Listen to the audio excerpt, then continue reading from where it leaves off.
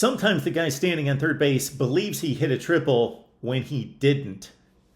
Jim Harbaugh, circa November 27th, 2021. Welcome to the Voice of College Football, Michigan. Please like the video, share the videos, and on social media, subscribe right here at the Voice of College Football. Why do I bring this up? Well, it was brought up again at Big Ten Media Days on Tuesday in Indianapolis. Jim Harbaugh presented to the media, like all the other coaches, to the Big Ten Network cameras at the podium. Then he had two side sessions, one with the Big Ten Network commentators, and then also another side session for the media that went for 50 minutes. And it was all pretty standard stuff that I'll go over in just a second. But in addition to that, the last 30 to 45 seconds were golden. Because Jim Harbaugh, the last question posed was, describe your relationship with Ryan Day. And Jim Harbaugh basically said it was cordial. They exchanged in a cordial manner at the Heisman Trophy ceremony.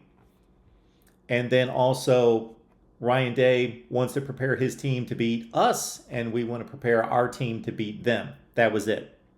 Follow-up question was, you made this statement after the Ohio State game. Was that intended for Ryan Day? Were you speaking of Ryan Day? Jim Harbaugh paused. A big grin appeared on his face. And then he said, no comment. And an even bigger grin came across his face, and he got up and left. Of course, it was for Ryan Day. My question to you would be, should he have acknowledged that? Should he have acknowledged that it was for Ryan Day? Or did he just say enough? Say enough in November and say enough on Tuesday? Because I went back and watched the comments that he made just minutes after the Ohio State win. He was in a conversation with a reporter at the end of his news conference about verbal exchanges between the two teams, and Ryan Day in particular, alluding to, I believe, the let's hang 100 on them and disparaging comments about Ohio State's dominance and rivalry and what Ohio State would do to Michigan.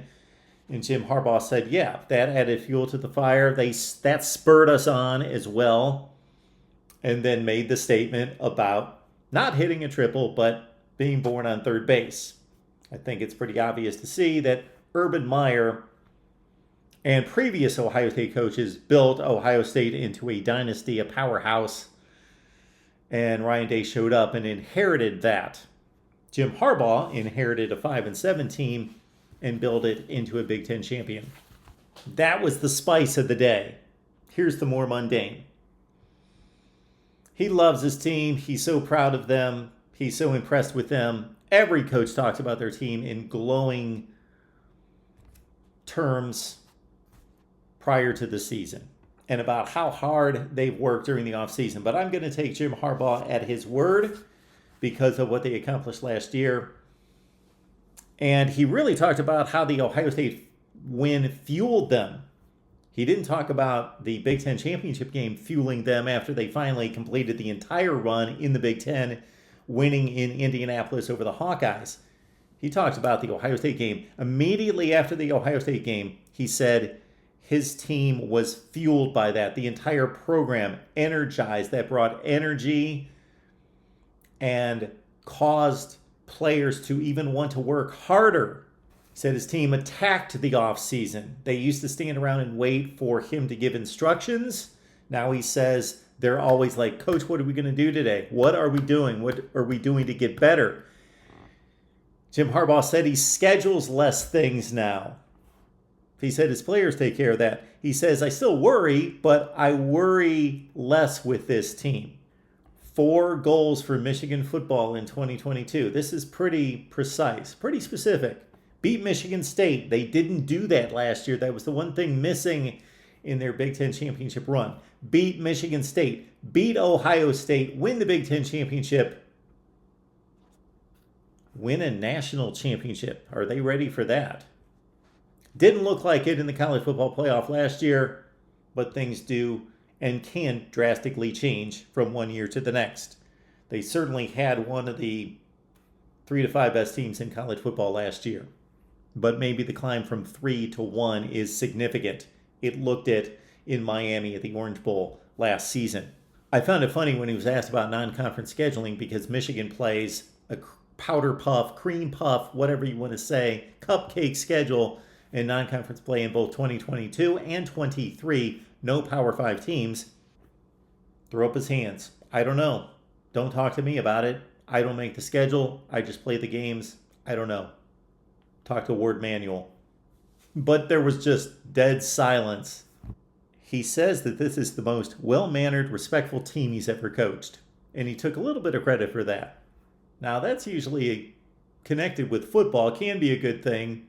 You want to obviously have alpha dogs when it's time to be alpha dogs and get after it. He was pretty frank about realignment. He said, I'm an old school guy. I would rather have a conference in the Midwest, a conference out west, a conference in the Southeast, a conference in the East. But it's a new day and age. This is what it is. You got to change. Says the veterans are doing an outstanding job of coaching the younger players. He said the defense may even be better without Aiden Hutchinson, David Ajabo, Daxton Hill, Brad Hawkins. Why? Because based on his experience, when there are no stars on the field and no assumed positions for the most part, there's serious competition and it makes everyone better. So he says sometimes the no-name defenses are the best defenses. I'm taking from the podium delivery and then also the side session with the Big Ten Network and the side session with the rest of the media. So a lot of it all over the place here. The quarterback battle wasn't real specific there. But he did say that in terms of play calling, when he gets together with Matt Weiss and Sharon Moore, that they definitely know what plays JJ runs well, what plays Cade runs well, and incorporate it as such. Jim Harbaugh says, I never met a play that I didn't like. Our guys can execute and they can do it. He says Matt Weiss is the definite measured approach guy, measure twice, cut once guy, and they balance each other out extremely well. Jim Harbaugh, this time last year, made a lot of positive comments about a new coaching staff coming together and meshing well. And of course, he's going to say those things, but I believed him to a certain extent because he was specific about the examples of the coaching staff playing off each other, building each other up, confronting each other, challenging each other as well. And I bought it. It made sense, and it proved out. They're going on a state tour. So they've gone overseas. Jim Harbaugh has become famous for that as well. Of course, taking his team on these exotic trips, but it's within the state of Michigan this year. Didn't hear a whole lot about that, exactly what they're doing, but he makes a great point. These players are counting down either excitedly or with dread to the start of training camp. Boy, it's 6 days, it's 4 days, it's 6 hours to when we got to report. And he said, enough of that. Let's go enjoy. Let's go enjoy educational trip, fun trip, team building, all those good things. The other Ohio State connection made here was when they talked about NIL. One of the reporters asked about, Ryan Day was very specific about saying we figured that $13 million is needed to cover the current roster. Jim Harbaugh said, we think we could do double that at Michigan. All right, good stuff from Jim Harbaugh at Big Ten Media Days. Your thoughts down below. The Wolverines go to training camp on August 3rd. We'll be all over it right here at the Voice of College Football, Maize and Blue. Please lock it in. Join our live show each and every Wednesday at 5 p.m. Eastern Time right here at the Voice of College Football, Michigan. Bring your comments and questions. We talk directly to you. If you can't make it on Wednesdays, of course, catch the replay, but we would love to have you live on every Wednesday at 5 p.m. Eastern Time. Off topic, off football, Jim Harbaugh made a very gutsy and poignant comment about the issue that was raised a couple weeks ago when he marched against abortion, pro-life.